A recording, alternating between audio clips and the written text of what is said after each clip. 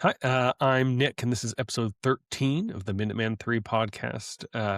Today we're going to be talking about some practical homesteading plans and stuff that we have, ideas on kind of community and duty and individualism. And I'm joined by Brad. Yes, I am Brad, and thanks for listening today. So I guess let's jump right into the homesteading thing. What I know you have some plans. You want to buy some land and set up a little homestead. What does that mean to you, and what are some of your plans? Well, I guess what it means is I've realized both through reading history and paying attention to things the kind of societal balance we have is kind of fragile. And I can't think of a single society that hasn't collapsed at some point. And so I'd like to have some kind of fallback to where, if you live really interconnected to modern society and supply chains fail or unrest sets off, you're kind of screwed. Yeah, Whereas yeah, if you have at least some kind of basic food production and security and that sort of thing, um, you at least have a chance of eking by and making it through. So um, we're cross your fingers here in the spring, gonna be able to get I'm hoping 10 acres, minimum like 5 acres. The idea being uh to just be able to uh raise some animals, not anything like crazy, but like a small flock of sheep or something like that. Have, quarter to a half acre of a garden to produce what kind of vegetables we need, so that not that we're going to be entirely like off-grid self-sufficient kind of thing, but enough that if we had to, we could ramp up without too much difficulty to kind of maintain ourselves and kind of have that stability. definitely. Um, So yeah, I so are I'm oh, go go ahead. ahead. My hope is that be able to buy early enough that I can get at least kind of a seed garden going, see how the soils see how the soil is, what grows well. Um, I'm trying to decide if I want to try and jump in right away this year with chickens or not. I know that chickens are kind of a easy entry animal, um, but I'm trying to decide if it's too much to bite off with buying and setting up a garden and getting chickens all within a few months. Yeah, I mean, we've never had chickens, but I hear that they're pretty easy. It might not be. I mean, maybe you start with just a couple. I think they only cost a few dollars when they're chicks, and Yeah.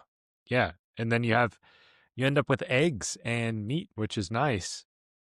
Well, my neighbor, he's like 82, and he said that when he was in high school, so quite a while ago, there was some uh, chicken company that they had a deal where uh, they gave you, I think he said it was like 250 chicks, and you had to raise them and care for them. And then when slaughtering time came, they took half of them. So they provided Oh, the feed, you raised them, and then you got to keep half the chickens once they were raised. Uh, and so doing the math, that's 125 chickens. He said he was very sick of chicken after that. But what? now he's got, I don't know, he's probably got like 20, maybe 30 chickens. And he says he's got, 20, 25 eggs every day that they're laying, and he sells them and stuff. But Yeah, yeah. I wonder what that balance is. We have some friends that have a lot of chickens. Like I think at one point they had like 50 something chickens, 55 or 56 chickens, and it's like eggs are great, but they also expire, and yeah, so when they're you're not the getting easiest to preserve forever. yeah, when you're getting 40 or 50 eggs every day, like I don't know how you deal with that because you can't eat through them all. No, Uh, no, unless you have a massive family, just got to keep having kids. I guess so. Yeah, yeah. So speaking of gardens, we had a pretty good garden this year, and I saved a bunch of seeds. So come next year, if you want some seeds, I'll mail some to you. Do that. I've got I want to try and do that too. Is get to where I'm not having to buy seed every year.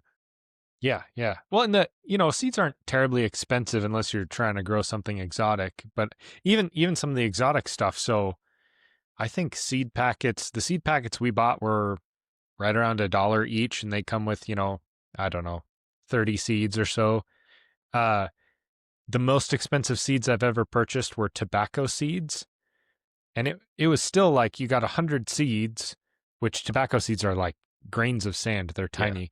100 seeds for like $3. So yeah, the seeds are not terribly expensive, but it is nice. I will say you get one good crop, you'll have seeds for the rest of your life. Like I have, we have so many seeds now. I saved all the jalapeno seeds, the habanero seeds, a ton of peas and beans.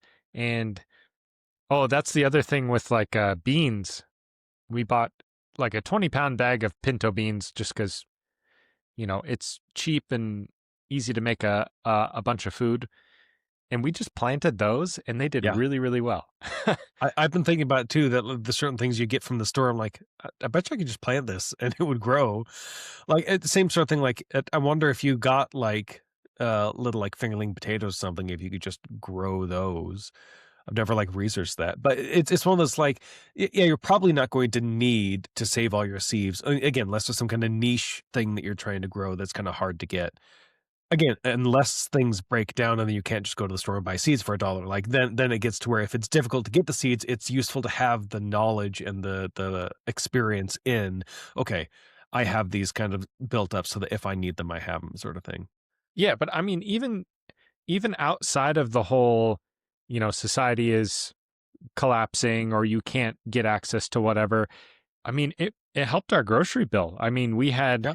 for, the latter months of summer, we had a ton of zucchini and tomatoes and peppers, and we hardly bought any vegetables um, for the last part of summer because, I mean, we had so many. We had just, our garden isn't very big compared to like your quarter or half acre you're talking about. Our garden is like, I don't know, 6 feet by 15 feet or so.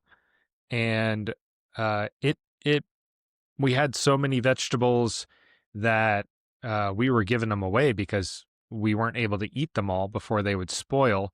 Now, we've been talking about getting better at preserving stuff, and I preserved a lot of the peppers, just put them in the food dehydrator, but you get into like canning and stuff, then you Yeah, you can get a store pressure some of that canner for and that winter. unlocks like indefinite preservation for a lot of things, basically.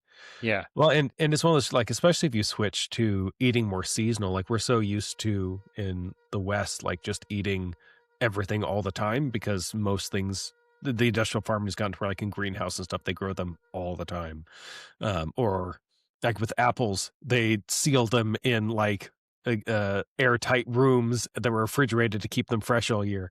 But if you just switch to eating like seasonal, then you rotate your crops through. You have your winter crops, you have your summer crops, and like I said, if you can get to where you're canning, you're preserving, and you can eat your canned stuff through the winter, you eat your root vegetables through the winter, and then you can get to where you don't, except for the things that you want, not necessarily need, you can get to where you don't have to buy anything, at least in terms of produce. Yeah. And I mean, we're guilty of not eating super seasonal, but there's some things that, we've kind of become more seasonal about, like a hunting season. I'll go out and get a deer. This year, um, I'm waiting for muzzleloader season because I still have 2 tags to fill. But I did fill one tag, smallest deer I've ever shot, but it was still, it was very small deer. I think we ended up with 15 pounds of meat or something. In the past 2 years, we've ended up with, like 40. So, but also part of it was the way I shot this deer, I ended up destroying quite a bit of meat. And then, Nice. because I shot the deer through the neck and it went through the neck and destroyed the neck roast. And then the bullet re entered the deer's hip and destroyed a rump roast too. So, probably like 5 pounds or maybe even a little bit more was ruined just because of my shot placement.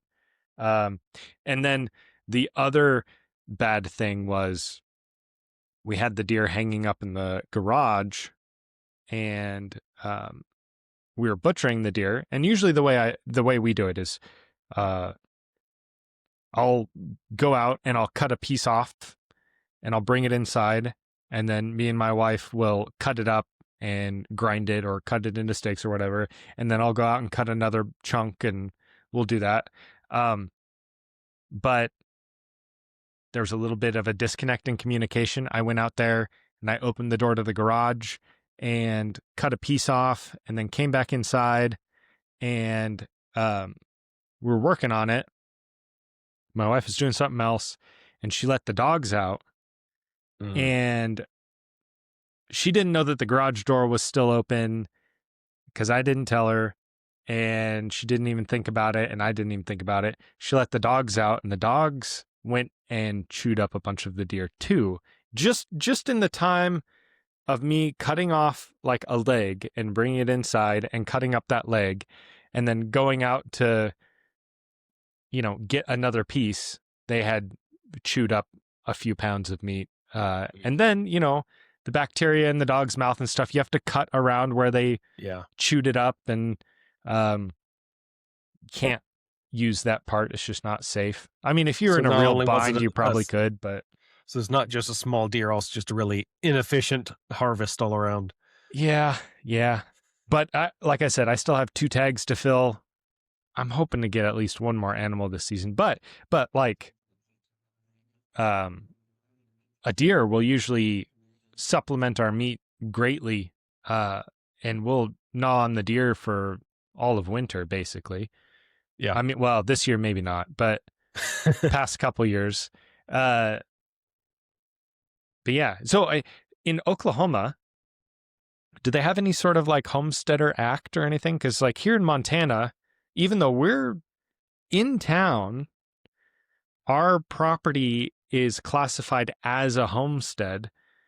And in Montana, what they do is, I'm trying to remember what the requirements are. There's certain requirements you have to meet. It's usually something like, um, you you have to have a family and you have to own the land and all that sort of thing. I think it's pretty lax here, but it basically protects you from, like for example, if you come on hard times and you can't pay your mortgage, the mortgage company can't repossess your property without like a lot of extra steps. And same kind of thing, like if you don't pay your property taxes, generally, if you don't pay your property taxes for, a few years, for 3 or 4 years, then your house goes up for a tax auction. Uh, and the Homesteader Act here also prevents that from happening. Yeah, so I just looked it up to confirm because I know Mm, that when we were in Indiana, there was something like that, and so there's a tax benefit, but it's one of those like you have to live in it as your primary residence. At least in Indiana, that was pretty much it. Like if it was your primary residence for your family, that counted, and it just reduced the taxes you owed on it. mm. Um, and then it does also not for obviously like foreclosure on a mortgage, but for other debts. You can't force a sale on your property to pay for other debts if you fall behind on those. Like if you have a lien from some sort of work you've had done or something. Or even like if you go bankrupt because of, I don't know, credit cards or bills, something like that, they can't force you to sell your house to pay those debts. Oh, I see. Okay, yeah. I think it's similar here. I don't know all of the specifics. I just know that it's fairly lax here because even though we're in town and we don't have a lot of land or anything, we still qualified to be a registered homestead. Well, I know at least in Indiana, it wasn't about location or what you used land for. It was just your primary residence counted as the Hmm, homestead exemption. hmm. I Interesting. think the idea being like you shouldn't have your dwelling taken from you if you fall behind on debts, sort of thing. Yeah, yeah. Interesting. So, what's your plan for? Are you going to buy just bare land and put a manufactured home or build something, or are you going to try and find something with a home already built on it? So right now we're most looking at land with home already on it. So part of that's because we're right smack dab in the middle of Tornado Alley, and Mm. so mobile homes and manufactured homes are not the best Hmm. if a Hmm. tornado blows through. Um, so uh, looking at all like the estimates, we never actually talked to any builders, but looking at estimates and stuff to actually build a home on land, to get enough land in the area we're looking, it would be more than just buying a house already on that land. Yeah, Unless we did like a mobile home, manufactured home. right. Uh, Well, but you and don't then want also your home there to just blow away. exactly. Yeah. And then there's that balance between like I'm more of like I want as much land as I can get, and more wife's like, well, I want a nice house too. Yeah. So it's the balance of like we need a home that can be comfortable and decent enough as well as the land. So like the middle ground, if there's one house that we're looking at that when we're actually ready to buy, we're hoping is still on the market that Mm. is like right in our price range. It's right near a small town of like 620 people. And it's 10 acres. It's already set up for chickens and horses, though we wouldn't do horses. Mm. We'd use that for, we'd either take the fencing down or use it for, like I said, I kind of want to do sheep, but Hmm. It's a small town, so elsewhere, but is it still close enough that you guys can get to work okay? yeah, yeah. We're in, like a suburb of Oklahoma City. So it would be like the next town over sort of thing. I Oh, guess okay. technically two small towns over, but, so yeah, it's still within about a half hour of where we're at now. Now, Um, is it pretty is it kind of like Indiana where all these small towns and stuff are within spitting distance of each other, or is it a little more spread out? Because like here, it's um there's a town like 20 miles to our west, but then the closest town beyond that is an hour away. Well, so I think it depends on where you're at in the state. So, like, Mm. out on the Panhandle, there's almost nothing, because, the further west you go in Oklahoma, the more it gets kinda deserty and that sort of thing. Yeah. Whereas so, uh, when Oklahoma was, like, founded, it was a land grab, um, and so Oklahoma City was founded pretty much when the state was founded. Mm. They just claimed this out like, "Oh, this can be Oklahoma City." And so, especially with, like, all the oil and stuff in the state, particularly if you're near the metro area, there's a whole bunch of stuff all around it. But I think the farther you get from the metro, again, especially the farther west you go, the more spread out it gets. Mm. Mm. Definitely. So what um another thing about homesteading that we've learned being out here where it's more rural uh, is it it benefits you even when there's not some sort of major collapse or anything. So for example, like right here we've had some crazy rainfall and a bunch of snow melt because we had some warm winds blow through. It's uh abnormally warm here. It was in the upper 40s, maybe even lower 50s today. And normally this time of year we're in like the 20s and 30s. Mhm. Um, we had a lot of flooding. We actually have a few bridges that washed away, and there's some people's properties that are underwater. And because of all the flooding and stuff, it has contaminated the city's water supply. And so we're actually under a thing right now where we're supposed to boil any water that we're going to drink or use for cooking or anything like that. Mhm. It's and like we were noticing today that we flushed the toilet and the water came in and it was a little murky. And so we've kind of prepared with extra we have bottled water and extra food stored up, long-term storage type food just in case something happens because winters here are really harsh and there might be some situation where it's very difficult to leave the house to go to the grocery store or something. Um, but in this case, it's like since we prepared, we're able to, we have clean drinking water for quite a while. and there's been a run on the stores here for bottled water, but we bought it, anticipating that something could happen. And I feel like a homestead is kind of the same way. As if you become more self-sufficient and more prepared, the less you rely on society, like you're saying, not just if society collapses, but just in case there's some sort of natural event that happens, um, or something where maybe your main grocery store that's close to you goes out of business for whatever reason, and the next one is kind of far away. And so, but you've planned ahead enough and you have enough support that you've built yourself that it's not as big of a deal as it would be if you didn't have that stuff. Well, I think like it's a double-edged sword because like absolutely it's like if something happens to some kind of like, I don't know, not so like supply chain or something, or like contaminated water and say that sort of thing, something that's outside your control in that regard, like you're not affected by it because you have your own kind of isolated stuff. On the flip side though, like if you're on a homestead and something happens and your well gets contaminated or your well goes dry, then nobody's going to fix it except for you. Same sort of True. thing, like if the weather comes and it's bad and you have a really bad harvest, well, if you're relying on that food, you now just don't have that food, and then you have to go and try and find those backups sort of thing, trying to cover. And then I think you can cope with that with planning and that sort of thing, and thinking ahead of like, okay, I need to have some redundancies in case this happens. Preserving foods and that sort of thing. Um, but yeah, it's a flip side of like, yeah, you're in control of what you got, and if you steward it well, then you can be self sufficient. But if you screw up, you have nobody to blame except for yourself, and nobody's coming to your rescue except for yourself.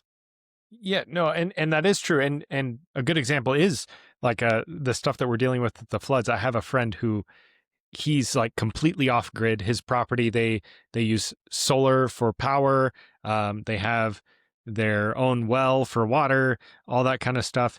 And his property is one of the ones that got flooded, and it destroyed his solar system. And like not just got it wet and maybe we can dry it out and repair it, because I asked him that. And then he sent photos and all of his solar panels are smashed. And so they have a generator for power when they need it, but that's not a long-term sustainable thing. And now he's got to fork up the cash to replace all those solar panels and his inverter, and most of his batteries were destroyed too. Like, um, but in like your case, or like in my case, like if you're gonna have a garden, um, it can supplement your food, or you have, maybe you rely on your garden and your livestock and stuff for food almost completely, but you're going to be close enough to a grocery store that if you have, if a blight hits your garden and all of your plants die, you still have access to food. And so, but then you also have that redundancy if for some reason there's supply chain issues, or the store is unavailable for some reason, you still have food available. It is that kind of redundancy thing. It's less likely for both of those things to be unavailable than not. But if you solely rely on society and the infrastructure that we have and stuff, I mean, that can be a problem too. Last year there was a day where we were without power for 18 hours. Oof. And and it was crazy. People, I guess they had nothing else to do, because what happened was the power went out for like our entire region, not just our town, but like our entire region, from like the next major city over, which is an hour and a half away, all the way to Idaho, and partway into Idaho, the power was out. Wow. And so all the generators running the cell towers ran out of juice. And so then we also didn't have internet or cell service. So you're talking like complete blackout. We had cell service and internet for a few hours after the power went out, but for the most part, nothing. And people, I don't know, I guess they were bored or something. A ton of people just went out and drove around, and there were like quite a few accidents because there was no traffic signals, and all that. But yeah, but that got me thinking about how we don't have any sort of redundant power. And if we were to lose power in the dead of winter, our heater isn't going to work because we have a propane heater that relies on an electric fan. And, you know, we wouldn't have any heat in the dead of winter if we lost electricity. So we've been mulling around the idea of, I did get a small generator and I haven't done it yet, but I've been meaning to build a little separate circuit that'll go outside that we can plug the generator into, that then we can plug the furnace into in case the power's out, and just run the furnace off of the generator when we need heat. But we've also talked about installing a small wood stove just as a backup. Not something that we would use all the time, but lots of people around here heat their homes with wood, so it's pretty easy to find what you need, and everybody around here sells firewood, so it wouldn't be a bad backup. Yeah, well, in the house that we're keeping our eye on, actually, it has I think it's a propane furnace, but it's also got 3 wood stoves throughout the house. And so Mhm. it's one of those, like, especially if you have, 5 or 10 acres, if it's wooded at all, you can probably supply your own firewood. Again, if you're thinking ahead, cutting it, Mhm. letting it dry, that sort of thing. And so, like, I anticipate using them throughout the winter because I like having fires and stuff. But if you have that supply of firewood built up, then even if you are relying on your furnace, if it goes out and you have some kind of a wood stove or something, Mhm. um, then you just throw that in and you have, other than the labor you're putting in, free heat. Again, if you Yeah. have the land and the trees to supply that. Well, and in a dire situation too, you can always burn other things besides wood. You could Yeah. burn trash. You could burn, you can burn cardboard boxes and paper. Probably not a good idea to burn like plastic in Yeah. your home. But I mean, even if you had to come down to it, burning books, I wouldn't suggest that. But if you're if it's dying of heat or dying of cold or having something to read, I think it would be an okay time to burn books. Yeah. I'd probably burn my dining room table first, but Sure, sure, if you went sure. through all of your Well, furniture. that's the other thing is furniture. You can burn Yeah. furniture. Yeah, yeah. So I don't know Uh, a lot of modern furnitures that particle board, who knows what kind of glues are in that they're going to be burning. well, true, true, and who knows how long and hot it'll burn, but yeah. But again, like you said, if you store up enough wood to heat your house for one winter, but you know, hardly ever touch it, then you're going to be set. But Yeah, and I also think there's something to be said too about, like, that it's taking on the responsibility of supplying yourself. Like, you have the supply chain stuff in there in the back if you need to, and, like, generally people have that responsibility indirectly by, like, they work and then they buy food, like, that's their responsibility to buy their stuff. But there's something to be said too about, like, I'm managing my own resources, I'm producing them, I'm making sure, like, the peace of mind of knowing where they come from and, like, what goes into them, what comes out of them. But also that kind of, like, connection to your food and what's sustaining you, and, like, I don't know, having more holistic kind of connection with the cycle of your life and stuff. oh, definitely. Well, and I found that, since I've started hunting, I've only been really actively hunting for the past 3 years. So, uh, the gardening as well, having that connection with your food. But, we grew up growing uh, gardens kind of sort of here and there, strawberries, Tomatoes tomatoes, and peppers. peas. Yeah. Yeah. Never, never really enough to sustain us, but, there is that. Um, but like the hunting, especially for me, has really kind of um, helped make that connection and that respect because you're you're taking an innocent life to feed yourself and your family, and so you have to respect that life. It is, I believe it is it's a resource given to us by God, but uh, it's something that shouldn't be taken lightly, and it's something that requires great respect. I've heard hunting stories before where it's like, oh yeah, well, I shot the deer, and hit the deer in the gut and its guts were hanging out and I had to track it for a couple hours and then it finally died. It's like, oh man, I hate that. I understand that sometimes things happen and you miss, but as a hunter, I think you have the responsibility to hone your skills, know your limits, and have the appropriate equipment to end the life of the animal that you're hunting quickly so that it's as painless as possible for the animal. And then, but then on top of that is it's almost kind of like a spiritual thing, I think. And then on top of that, all the work that goes into it as well is, it's different than just going to the store and buying a pound of ground beef. It's just, oh, it's in the package. I plop it out into the pan and cook it. This is like, okay, you have to go out and you have to find the animal. Then, and not to mention, like I said, all the training and stuff that goes into becoming an ethical hunter. But then you have to go out and you have to find the animal. And once you have the animal down, you have to know how to properly gut the animal. And then oftentimes you have to drag it, who knows how long back to your vehicle. And then you have to skin the animal and cure the meat and butcher the animal. And some people will have a butcher their animal, and I think that's fine too. But I think that, I don't know, I like butchering my own animal because it saves a ton of money, first off, because it's not cheap to butcher an animal. It's probably more expensive than just buying meat at the store. And then also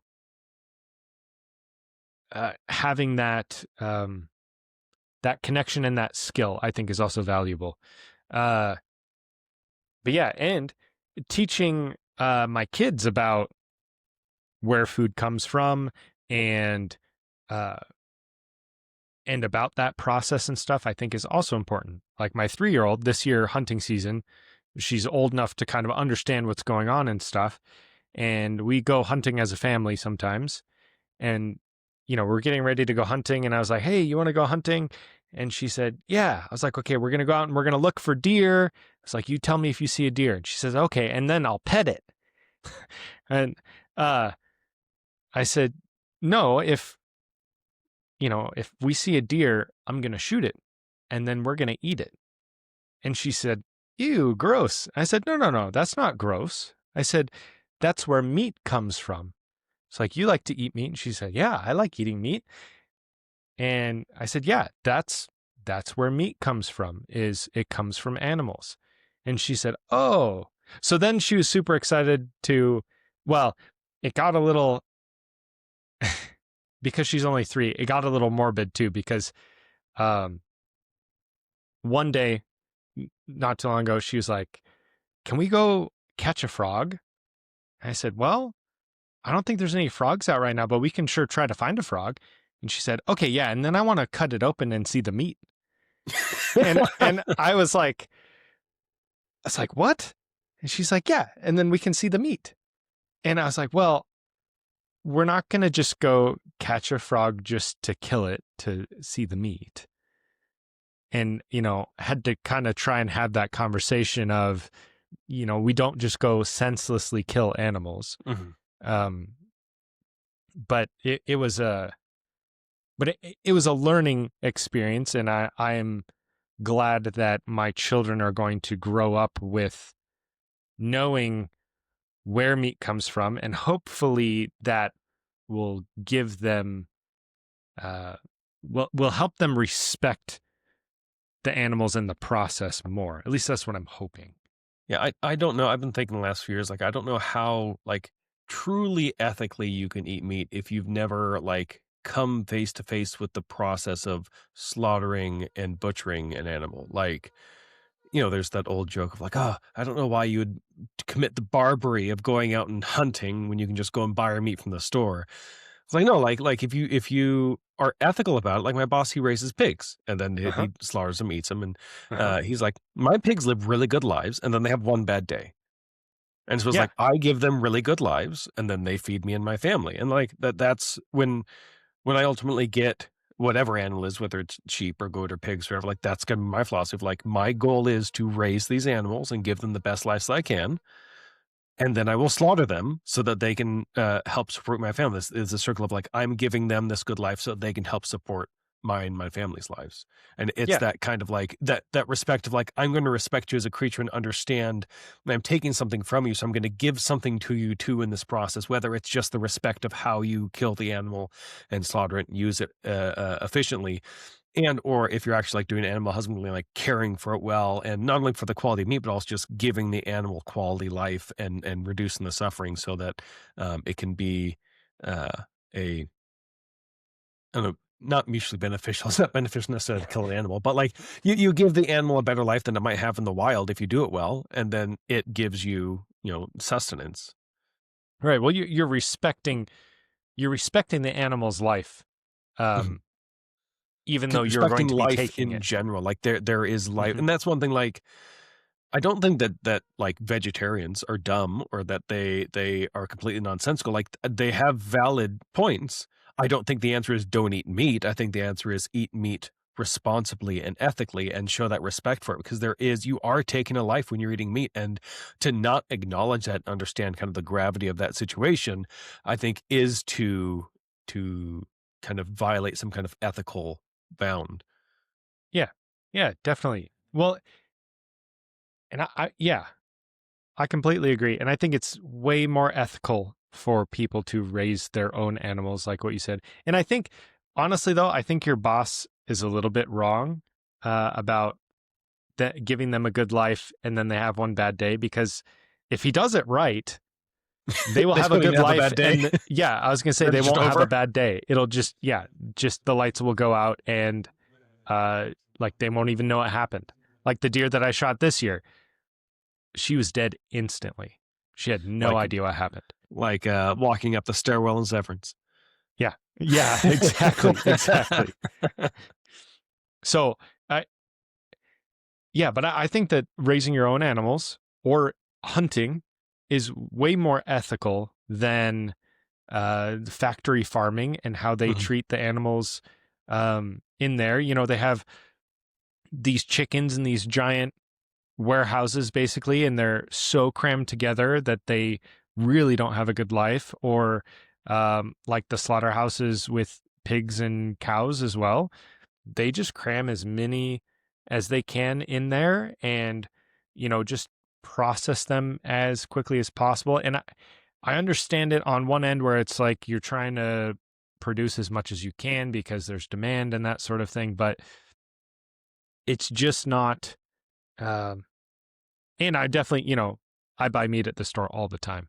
So I definitely pay into it, but it's definitely far more ethical in my opinion to raise your own animals and give them a good life and then use them as a resource, or to go hunting. Again, as long as you're doing it ethically and you're not, shooting something in the leg and letting it walk around for a few days. But yeah, so I think this would be a good segue into, do you think that humans have a duty to be self-sufficient, do they have a duty to respect other life on the planet? So to the second part, absolutely. I think that um, we are unique in at least our I don't know about how to categorize it, but like our consciousness is unique. Um, I wouldn't go so far as to say we're the only animal that is conscious, but what even is consciousness? But that's a whole other rabbit I hole. mean, I would argue, I mean, this might be there's no necessarily scientific evidence or anything, but I would say that humans are the only ones with a soul, and I know I'm going to get a lot of hate for that, but Well, but I think that there's a sense like from the religious perspective, like it's a duty from God to steward the earth.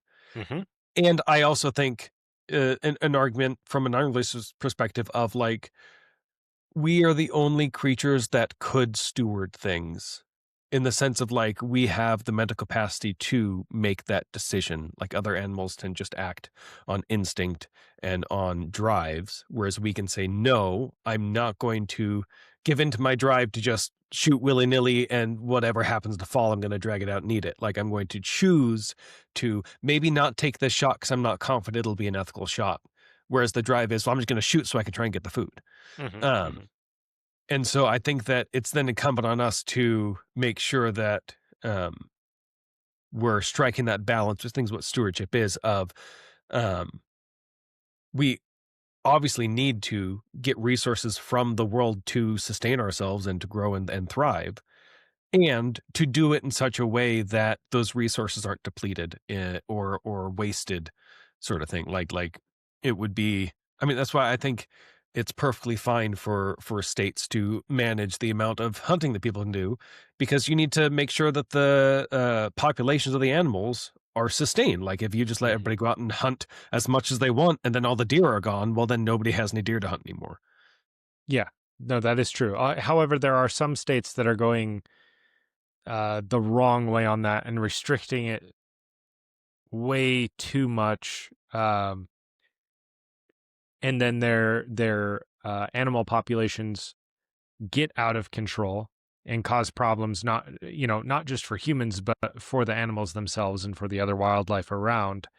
um, there definitely Well, is a balance there, but I agree, you can't just say like go shoot whatever you want all day long, because you'll end up with issues like how the American bison almost went extinct, or basically was extinct, because they were just hunted relentlessly.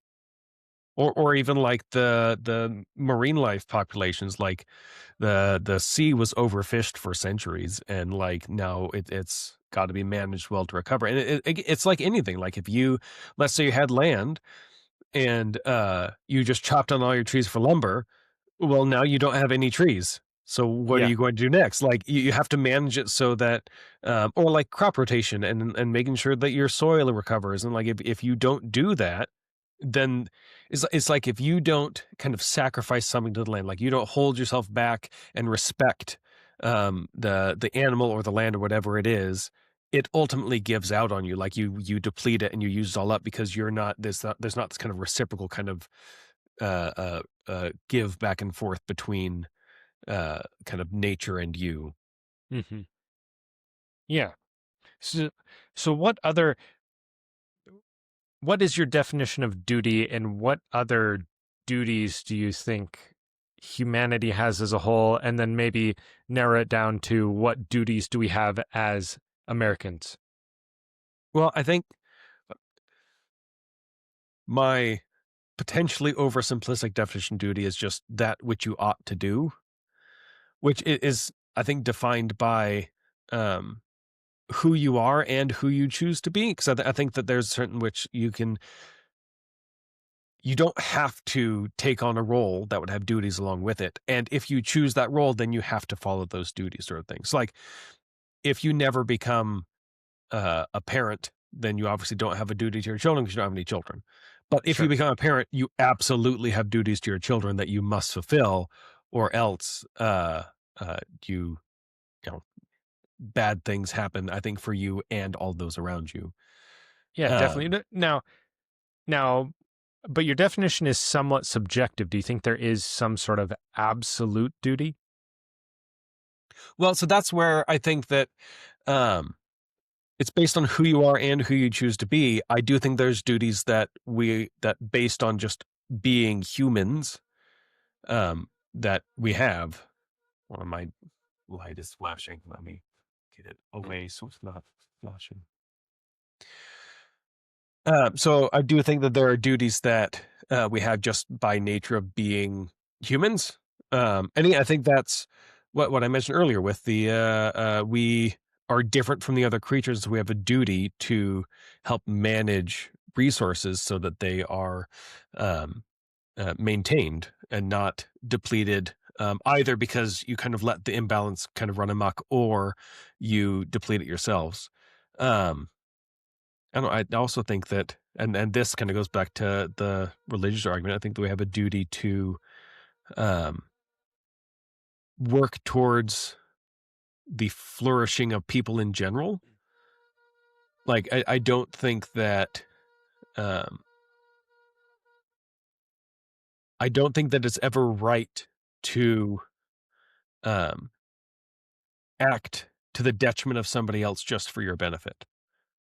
I think that you have a duty to try and bring the greatest benefit to everybody involved.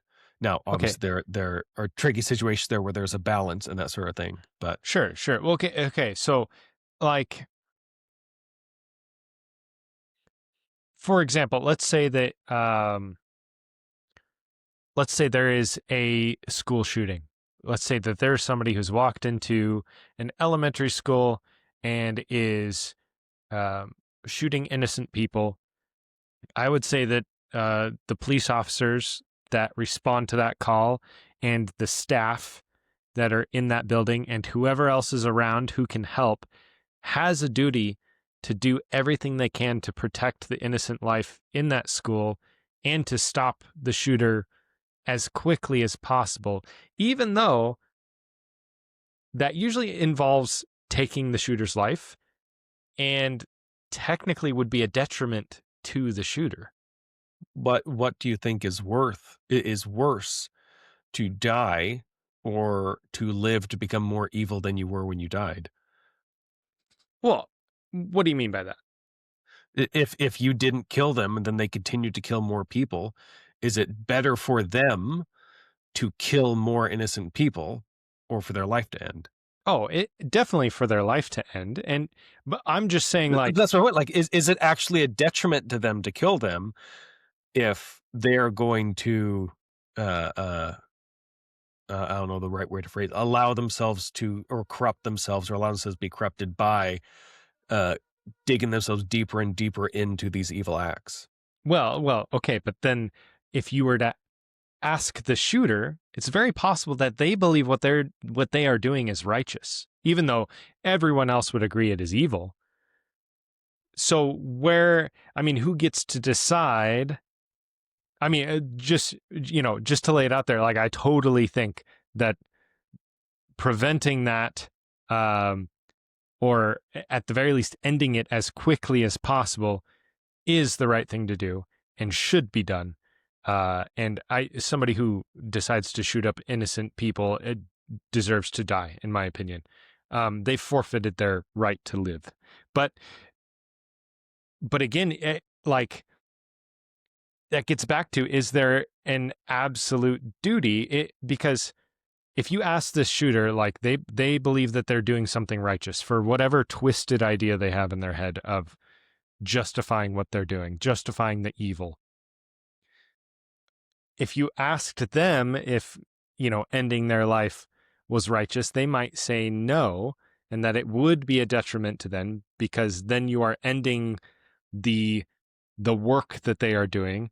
But then somebody like you and I, we would say that, well, no, ending that threat is, um, there is I'm getting my words twisted. But all I'm saying is, I don't know that, saying I think there are limits to the whole detriment to others thing. No, I think so. I think that the core absolute duty for humanity, and this might be what it means to have a soul. I don't know, not actually thought about that a whole lot, is to the best of your ability, align yourself and your life with reality and what's true. Uh, you can never know how successful you are at that, I don't think. Like, there's no way to actually like access objective reality because we're Mm-hmm. subjective beings. Mm-hmm. And that means that in that scenario, there are two different uh uh kind of versions of reality. 'Cause, like, there is such thing as, I think, like a subjective reality in the sense of like the way you perceive the world affects how you live your life, Mm-hmm. but that could be completely wrong from what actually reality is. Like, if I believe that I'm being followed by a pink bunny, I'm going to act like there's a pink bunny behind me. If there's not really a pink bunny behind me, then I just look stupid. Right, Um, right. so I think that it's incumbent on you to uh, act in the best way that you can possibly conceive of, Hmm. and you're going to be wrong. Hmm. Well, You just but have to hope that you're right more than you're wrong. right. But again, with somebody who's mentally deranged, somebody who's demented that wants to harm innocent people, it's very possible that in their reality, they are doing something righteous, That which, doesn't mean, though, I don't think that benefit and detriment is subjective, though. Uh, uh, I think that, I mean, to pull from scripture, doesn't I think it's Paul that says, like, I do the things that I hate, and or I do the things I know that I shouldn't, something like that. And so it's like, just because somebody thinks that something is detrimental to them doesn't mean that it is. true. But then you could morph that into an argument for what is good for the collective, and then you can justify all sorts of evil things like eugenics. I mean, if your reality is, um, yeah, if your reality is what is good for the collective, then you can justify all sorts of atrocities. We've seen that play out throughout history. Um, like a famous example, of course, is Nazi Germany, how they, among many things, they thought that Jews were lesser beings and some other ethnic groups were lesser beings and that they should be enslaved or eradicated to further whatever perfect humanity that they had in mind. And we can all see now, and a lot of people also saw then, that's why there was a war, that is very wrong. Yeah. Well, and I think it's one of those, like,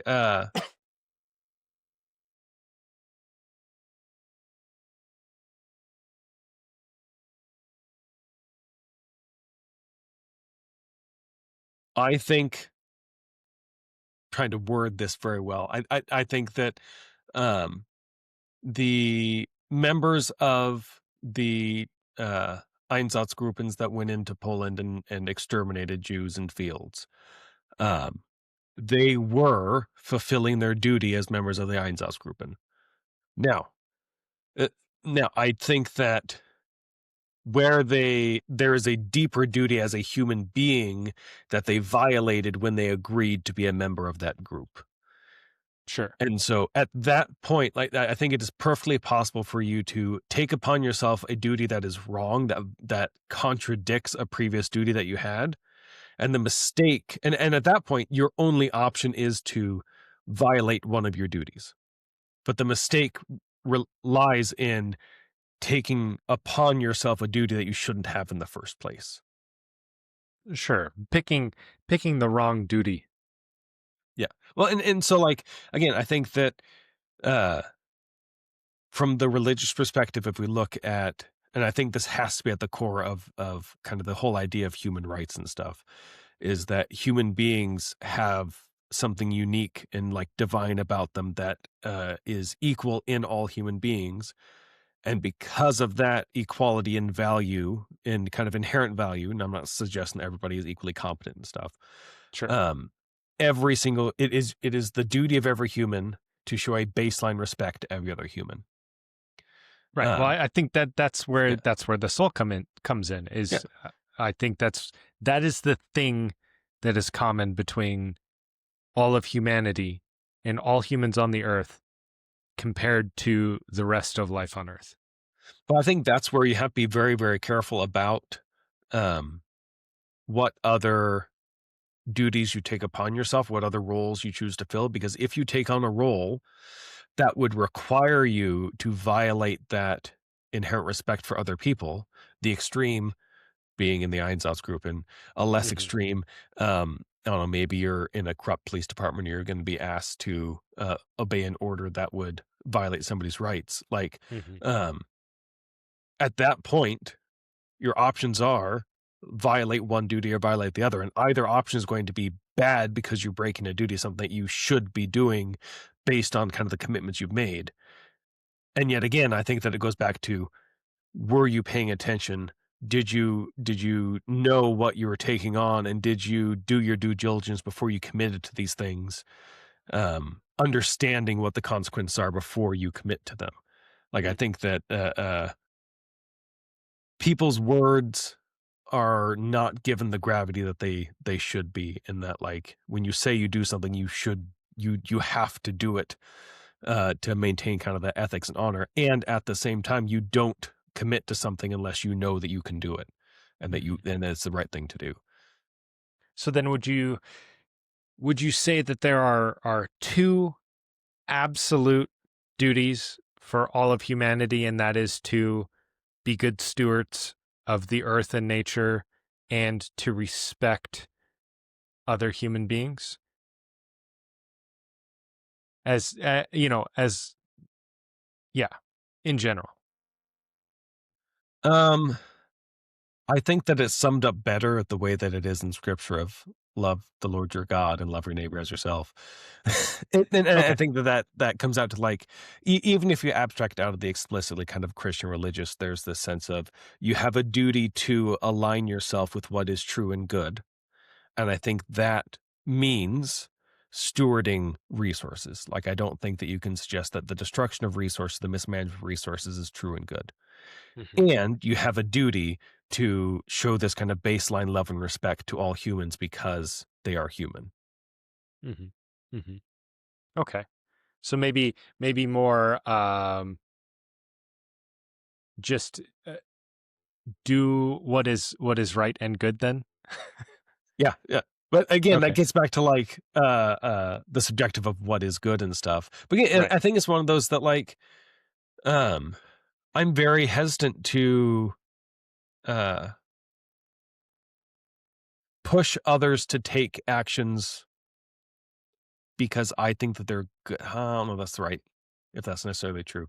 I, Well, I I'm if I'm if I'm if very somebody. hesitant to push my morals on other people, Mhm. um, because I could absolutely be wrong, and I accept that. And so it's my duty to live my life in the way that seems best to me. And if I'm wrong, then I will cause harm in the world, and I can only hope and pray that that will be as limited as possible. Yeah, but Um, I would assume that there's limits to that too. Like with the school shooter, if one of your friends came up to you and said, "Hey, you know what? I'm going to go shoot up this school because XYZ and it's the right thing to do because whatever demented reason," you're probably going to tell them not to do it because it's wrong. I would hope. yeah, well, I didn't say I never push my morals. Okay. I'm hesitant to. And Okay. it's only in areas that I am confident that, like, this, like, no, this is important. This is central. This is core. Hmm. Hmm. Okay. Um, like, I don't know, when it comes down to, like, I don't know, I'm trying to think of a good, less than controversial one. I don't think that it's good for you to to sit on social media all day, and whatnot. Um, Unless you're watching Minuteman Theory videos. yes, if you're just binging Minuteman Theory videos, then that's fine. But if Yeah. you're doom scrolling all the other garbage and AI stuff on the internet, but it's one of those, like, it's not like I'm going to try and enforce that on others. I'll share, like, this is why I think that is, Yeah. but I'm not gonna be like, no, you can't do that, sort of thing. Unless they're going to go shoot up a school. Well, because that's not school. That's something Well, more essential. Like, yeah, yeah, yeah, yeah. and again, I Okay, think that comes out, like, that violates that core principle of, like, you're not showing that baseline humanity to others. yeah, okay. And then, so then, getting more specific, as an American citizen, do we have duties as an American citizen that are specific to us? And also, I found out today that we do have some international watchers. Oh So yeah. yeah, so hello from the United States, from wherever you're watching, but. Um, Yeah, specifically, as an American, do we have any duties that we ought to do? Well, so to start generally, as citizens of a nation, not Hmm. necessarily specific for the United States, for our international viewers, and also just generally. I think back to, have you ever read any Socrates? Oh, very little, just bits and pieces. So when so to summarize for everybody that doesn't know, Socrates was a Greek philosopher, and Oh, he was actually, so I did read The Republic. That's Plato, that's Plato. but he was uh he was basically he was it's about Socrates teachings, right? I don't remember Or some of was the it, else. I've read the hold on, Republic. hold on. I'm pretty sure if I remember Plato was a correctly. student of Socrates. Yeah, yeah. And I'm pretty sure I'm trying to remember. It's been a while. He But the may very well Republic, have referenced Socrates, well, no, I think because the technically whole Plato thing wrote is everything about Socrates. Socrates didn't write anything. right, right, right. And I'm pretty sure like the whole book, if I'm remembering right, the whole thing is basically like a fan fiction of Socrates. Like it's all these Mm. um Socrates uh said this and whatnot. well well not necessarily. It's more like fictitious conversations that Socrates had with other people Mm. pondering things, Yeah, if I which remember is correctly. all of like Plato's writings about Socrates, is dialogues that he had with people. Right, Which, exactly. so the one I'm referencing is, so he was Greek philosopher sentenced to death for corrupting the youth, um, as one does, and basically, so he had lots of rich friends. He wasn't super wealthy himself, as far as we know. He had lots of rich friends, and he was in jail. And they were like, "Hey, listen, Socrates, you can just run away. Like, they're not going to stop you. They just want you out of Athens. We have money. We have a place you can go. You can get out, and you don't have to die." And Socrates's argument was based like, "No, I've been in Athenian my whole life. Athens has given me all I am. It's made me who I am. It's supported me. Like, all the resources I have is because I live in Athens. I've abided by the Athenian law, and I've suggested that people abide by the Athenian law. It would be wrong for me now to skirt the law just because it went against what I think." Hmm. And so I think there's a sense of, if you choose to be a member of a society, I know it's really hard to choose in the modern age to or not to be a citizen of a nation, because you're born into a nation, and immigrating is often incredibly difficult. But if you're a citizen of a nation, I do think that you have a baseline duty to support that nation, so long as the support of that nation doesn't violate any baser duties. Okay. So then would you say that, again with the caveat of it's not violating any other baser duties, is it wrong to immigrate if you're fleeing persecution?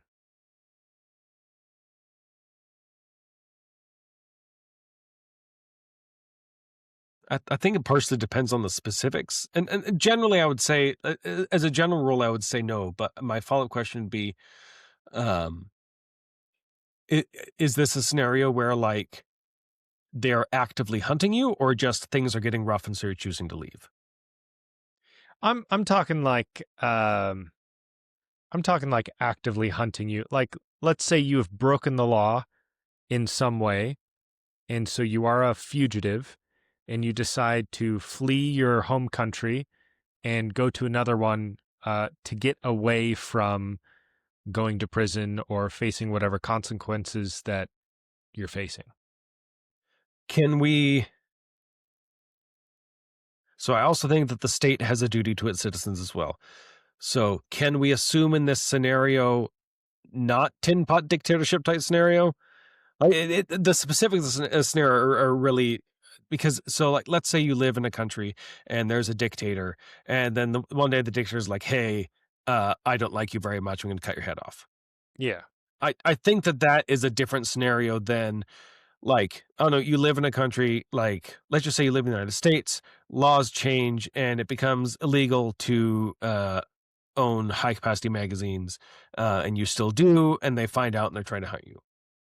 Well, my question there is, should you have left sooner if you weren't willing to abide by those laws? Well, but at what point do you push back and try to change those laws? So in your example of the high capacity magazine ban, like if that's the case and they are going to hunt you down and jail you if you don't um, destroy your high capacity magazines or forfeit them or whatever. Um, and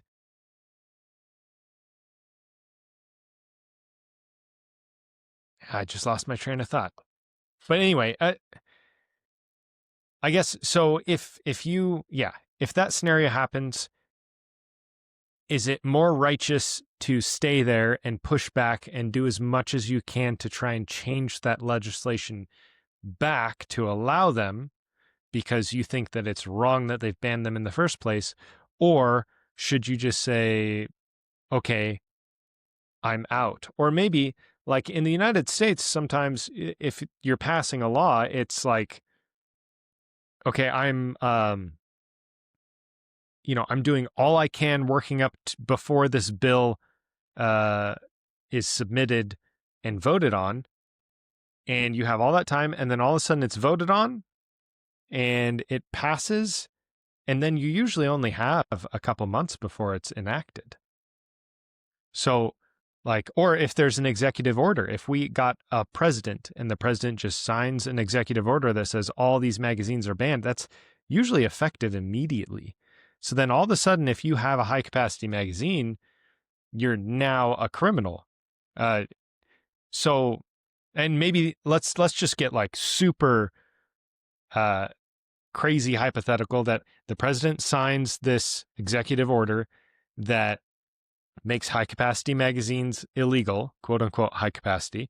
And in that executive order is like, this is effective immediately, and immediately we are going to send out federal agents door to door to either confiscate the high capacity magazines or arrest anybody who doesn't comply. Like at that point, you don't really have time, especially if you don't keep up with politics and keep up with what's going on in Washington, D.C., you don't really have time to prepare and move before the law is enacted. So, like, in that sort of scenario,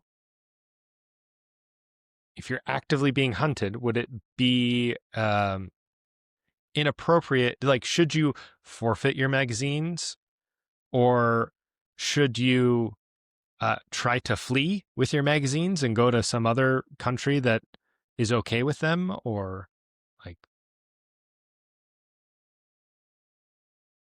This might sound like a cop out, but you should do what you think is right. As a sense of like, it's. I think it's so hard to like, just because there's so many. Because you could. So your option, you could stay and violate the law, hoping that, like, especially in the situation of a executive order, hoping that the legal system would work itself out to come out on your side in the end. Because if that actually happened, there'd obviously be court battles. Hopefully, the Supreme Court would say, "Hey, you can't do that," that sort of thing. right. You could stay and just say, "Screw you, I'm not going to do that." But then I feel like you have to then be willing to take your licks, so to speak. Like you're choosing to violate the law, you know what the consequences of those are. And so then if those consequences come down on you, like that was the choice that you made, whether just or not, that was the choice. Like whether the consequences are just or not, like that was the choice you made. Or I think there's the option of withdrawing in some way, of being like, I'm not going to be part of this anymore. Um, and I think that obviously, if there is a situation in which there was a massive coup, a new president took over, abolished the three branches, made themselves dictator, and then said, hey, everybody with red hair is going to be executed, and that happened overnight, I think that we can fairly obviously say, hey, resisting that is the correct choice of action. Yeah, definitely. On the flip side, if the president, the president signs an executive order that raises the smoking age to 21 or slips in a budget bill, and you're like, hey, that's dumb, that shouldn't happen. uh, like fleeing the country for that is kind of dumb. You probably shouldn't do that just for that. It's like Well, there are kind of two extremes, and yeah. the answer is somewhere in the middle. And I think it's for the individual to sort out. Well, but also I think, I mean, like the example of like raising the smoking age, the consequences for violating that law are probably pretty minor. Like I'm pretty sure, I don't know that I've heard of anybody going to jail for smoking underage. And if they do, it's probably for like a night, you know? But I would assume that most of the time, like if you're underage and you're caught smoking a cigarette, the police officer is going to confiscate any other cigarettes you have and um, tell you to put the one you have going out. And that's going to be the end of it. And then if they catch you again, maybe it's a ticket or again, maybe you spend a night in jail. But Uh, that's my point. Like there are these two extremes. One is obviously there's an unjust rule with severe and unjust consequences. On mhm. the other hand, there's a potentially less unjust rule with less severe consequences. And so that means that the answer is somewhere in the middle. And I think that the rule of thumb has to be like, um, what what has the highest chance to produce positive outcome? And generally speaking, not just for you, because I think that there have been plenty of people that have resisted inappropriate laws that could have ended them up with massive jail time, and then that has led to court cases that have overturned things. And like that was a risk that they took, and it came out with a potentially positive outcome. And then there have been people who have resisted laws and then gone to jail for it. Sure, but also doing again that like common good. If you're trying to do what is best and what is good, why not just outlaw smoking altogether? Smoking is bad for you. It just plain and simple. The science is there. Smoking is bad for you. However, I don't necessarily think if somebody chooses to smoke, they ought to have that opportunity. I mean, like, I like to smoke a pipe and smoke cigars. I understand that it's not healthy. It's not good for me. And so I do it in moderation. Um, and I don't really want the government telling me that I can't put something harmful in my body. Now, I could understand like outlawing um, smoking in restaurants. That's like when we were growing up, there were smoking sections in restaurants, and now there aren't, at least not anywhere that I've been in the past, I don't know, decade, probably 2 decades. Uh, and like, I guess I understand that because you don't want to, if you don't smoke, or I mean, even if you do, like, I wouldn't want to just walk into a restaurant and be breathing secondhand smoke the whole time I'm sitting down to dinner. Um, but I also think, well, and then on the other hand, too, is it's like, it's almost gone too far where it's difficult to have a legal smoking lounge, you know, like in Washington, it's completely illegal to have a smoking lounge or whatever. And so the way that they get around it is they will have a cigar club or a smoking club where you can go into a bar, but to enter the bar, you have to pay a membership fee and be a member of the club because then So it's then a it's a private private club, club. not public. Yeah, exactly. Well, so you say all that because you think that uh they're more good uh yeah, more good results from an increase of freedom than from the limiting of a harmful choice. Sure, but again, somebody else's opinion might be completely different. Somebody Yep. else's opinion might be that no, smoking is harmful, and again, it is. It's not good for you. Um, and in order to protect people's health, we need to ban smoking across the board. If anybody is caught smoking anything, then they should be, given a ticket or thrown in jail or whatever. So Yeah.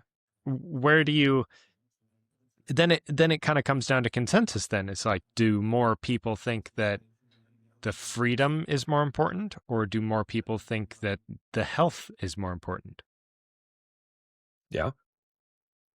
But so to what end though? Like your belief is going to affect how you live your life. Their belief Hmm. is going to affect how they live their life. Hmm.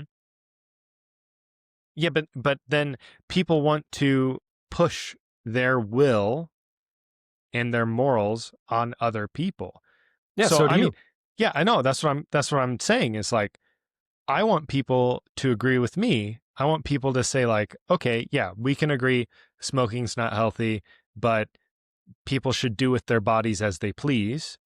Um, and then there's going to be people that disagree with me and say, no, smoking is bad, so we need to ban it so that fewer people smoke and fewer people have access to pipes and tobacco and other things you smoke like marijuana and all that kind of stuff.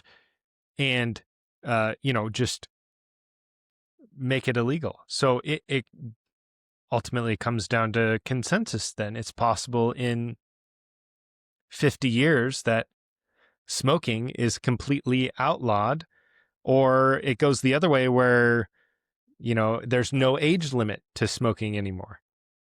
Well, and I mean, you're so maybe this will get it. So I think that, like I said earlier, they're like subjective reality, while it's not real reality. It's Mhm. real in the sense that it affects how you live your life. I think it's the same sort of with morality. Like morality, there is absolute morality. Okay. I think for every moral question, there is a right and a wrong answer. I don't think it's possible to know with certainty what the right and the wrong answer is. That's fair. Yeah. Now, what I think, how I've come to kind of conceptualize what good is like good is that which perpetuates across time. Like good is the thing. If it's the right choice, then it will succeed.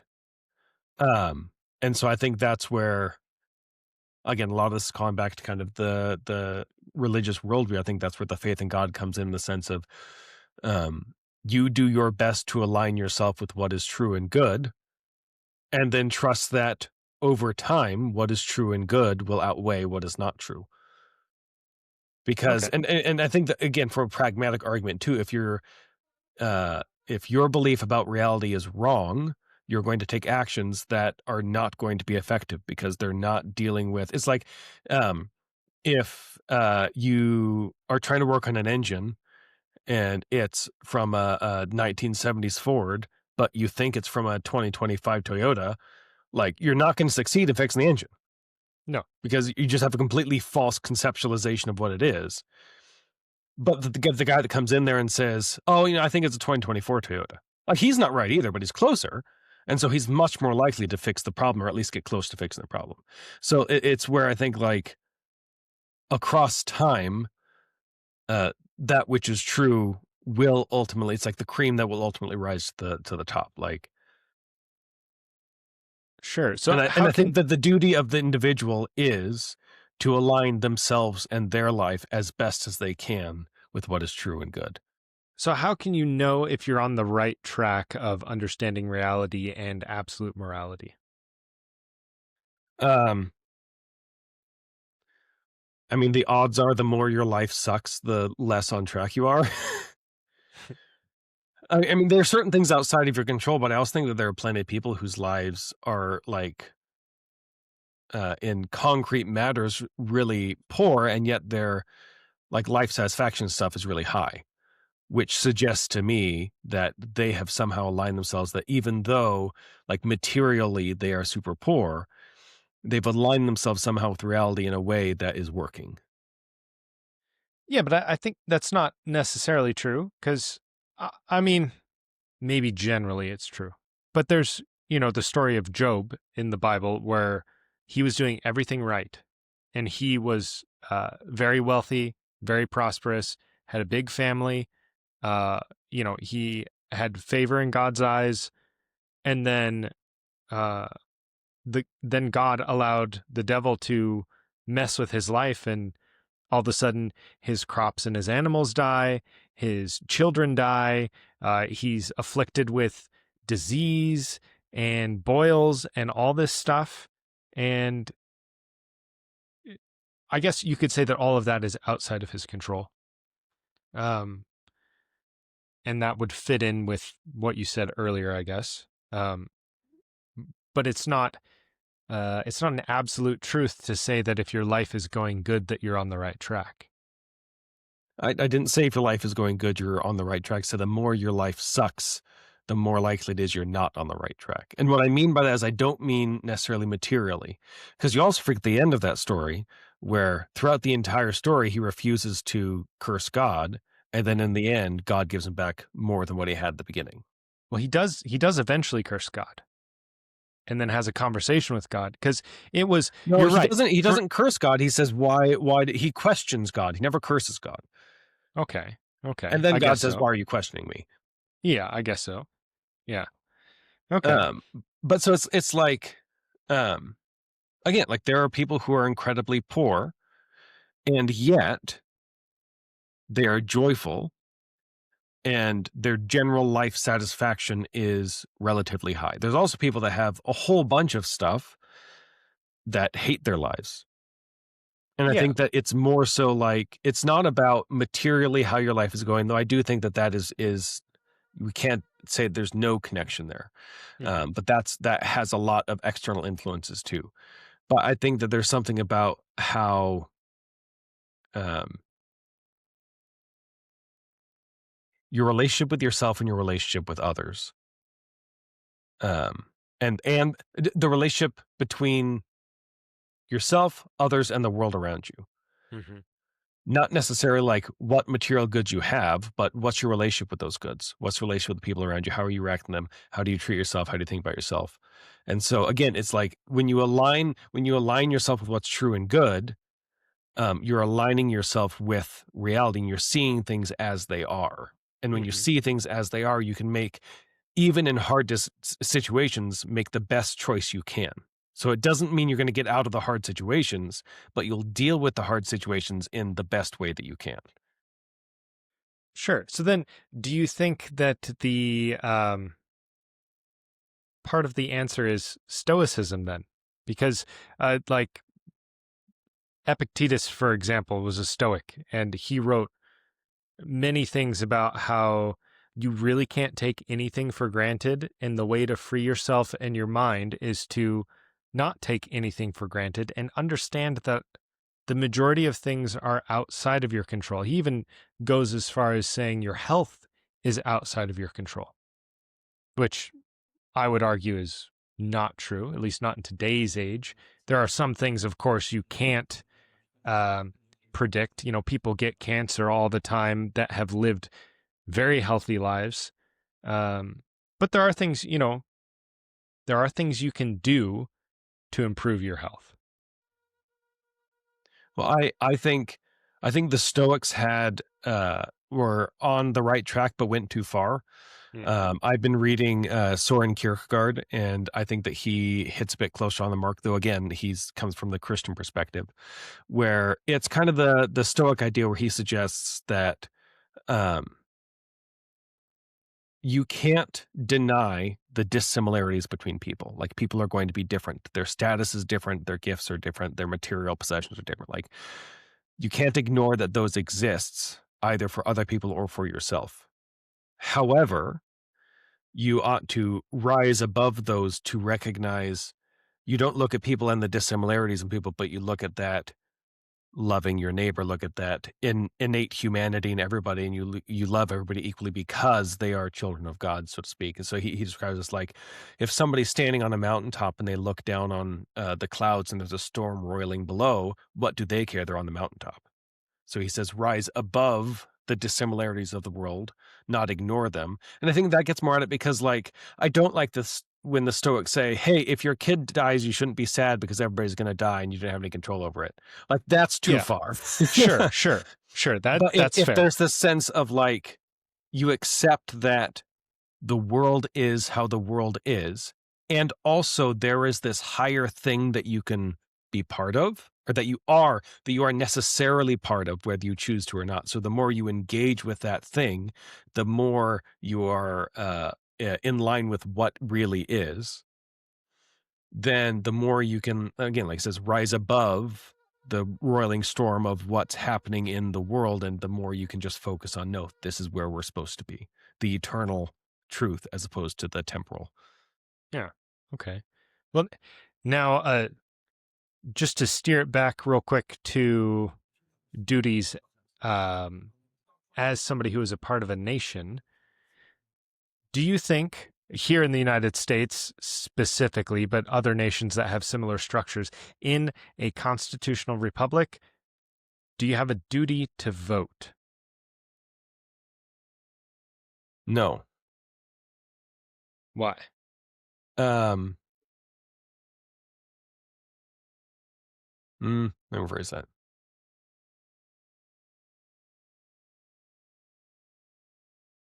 No, because there are some Great things. rephrasing. Well, I had to rethink about it. Sure.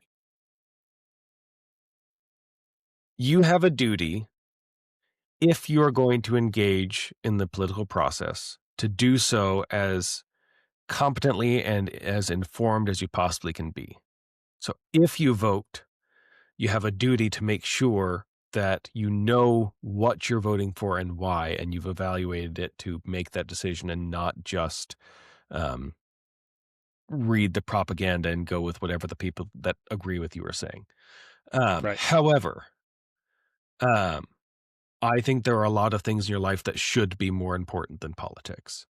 Oh, yeah. And 100%. if 100%. engaging in politics in order to make ethical voting and fulfill the duty to vote in an informed way would detract from your relationship with others, your ability to kind of fill your duty to your local community and to your family, then you have a duty not to engage in that process. Yeah. I would agree with that. But I hear all the time from other American citizens that you have a duty to vote. You should exercise your right to vote. And maybe, again, if you have the ability to be educated about the things that you're voting on or the people that you're voting on, maybe you should. But many people, I feel, vote without doing any research, and they just vote because this person's a Republican or this person's a Democrat, or, on the surface, this bill sounds like a good idea or it doesn't, but they don't read the fine text of what other things are included in the bill or what it would actually mean for stuff when it gets enacted and that sort of thing. But yeah, I would agree with you. Well, I'd say two things. One, I do think if you choose not to vote, then you shouldn't complain. You can not like the outcome. Yeah, And the kind of that stoic side of things is like, you chose not to be part of that. So Mhm. it might affect you, but you're not part of that. Mhm. Like that might sound, I don't know, kind of impractical in some situations. Like, if there's a vote and now your guns get taken away and you didn't vote in it, like, that's a major issue. And I'm not going to say that you can just like, oh yeah, no, I'm not part of that, even though it affects me. But there's also a sense in which, like, maybe that is something that was more important that you should have engaged with. Well, But but then, like, if in that scenario, then I would think that maybe you have a duty to do research and vote next time. yeah, well, and I think that there's a sense in which, like, the duty to vote, I suspect, might come from like party propaganda stuff. Because where do all the get out the vote efforts come from? It's the parties trying to get the people that are going to vote for them to come and vote. That's true. And so people are hearing you have a duty to vote from their side. And it's not to get people to be informed and vote. It's to get people to vote for the people telling you to get out and vote. That's very true. Yeah, they say go out and vote this because otherwise things will suck.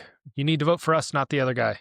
Or even with the targeting ads, just saying get out to vote, but I'm only going to show these ads to the people that I know are likely to vote for me. Right, for sure. But it's one of those, like, so there's almost a sense in which, like, I wonder if there's at least certain elements of the political powers that don't want people to do the research. They don't want people to fulfill that duty of knowing what they're voting for. They just want people to vote and just do what they're told. Like, hey, you're a Democrat, come vote for me. Hey, you're a Republican, go out and vote. Make sure you're voting for the right side, sort of thing. Yeah, definitely.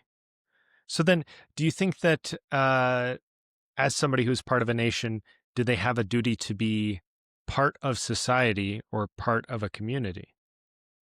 Or do you I think think that it that is okay to just shun society and go do your own thing out in the middle of nowhere, not concerning yourself with society at all? I think you have to be part of some kind of a community, both Okay. for like just practically like I think that it's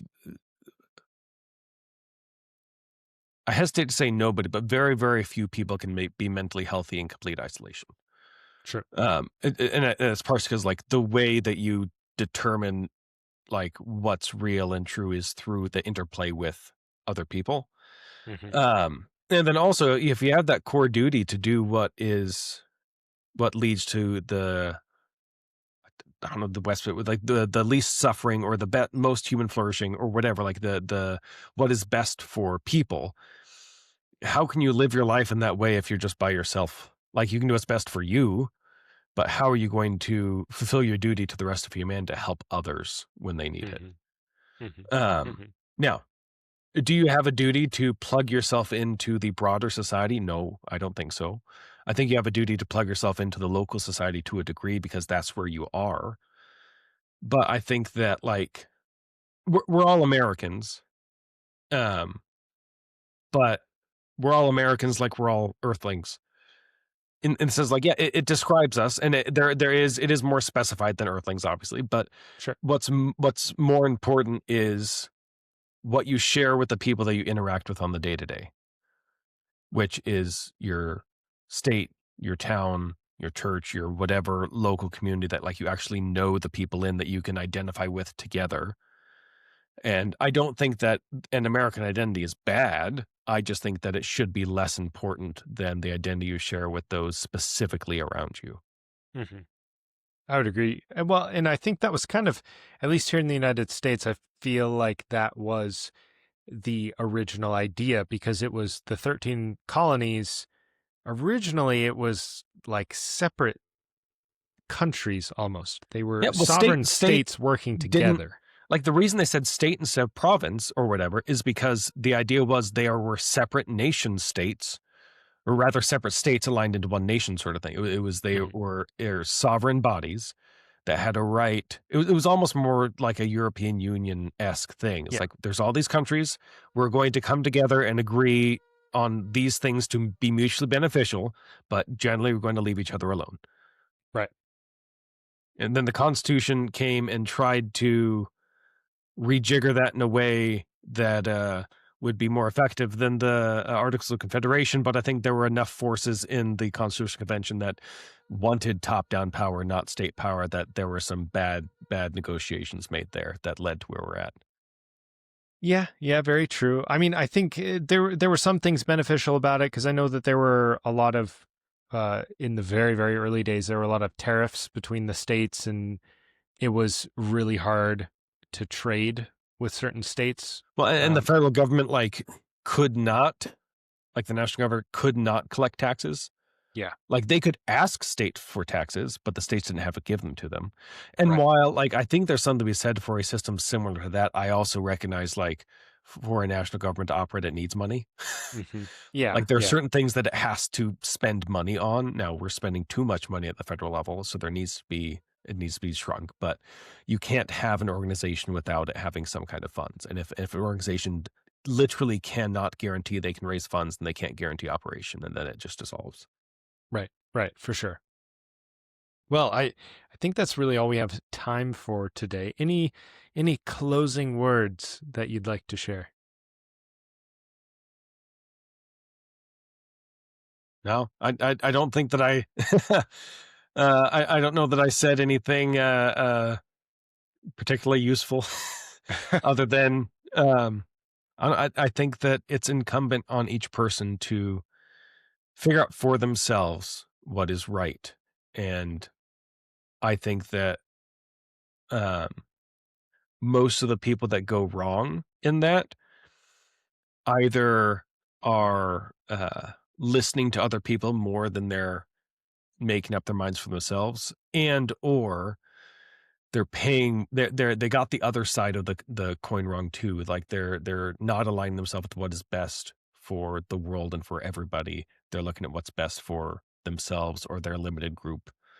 And I'm not suggesting again that we should have some kind of globalist society that we do what's best for the entire planet, but it's that every single human being has this baseline, soul or spark of divinity, or just like they're human beings too, and they should have the same kind of baseline value as everybody else. And if you don't treat them that way, then you're gonna get it wrong when you're trying to Mm. figure out what's right and wrong. For sure, for sure. Yeah, and yeah. Well, and I'm just gonna say, go out there and be a good person. Yeah. you know, uh, respect nature and respect other people. Um, but yeah, well, thank you for listening to this episode of the Minuteman Theory podcast. Uh, you can find this podcast mainly on YouTube, but also been uploading it on Spotify. And we'll see you in the next one.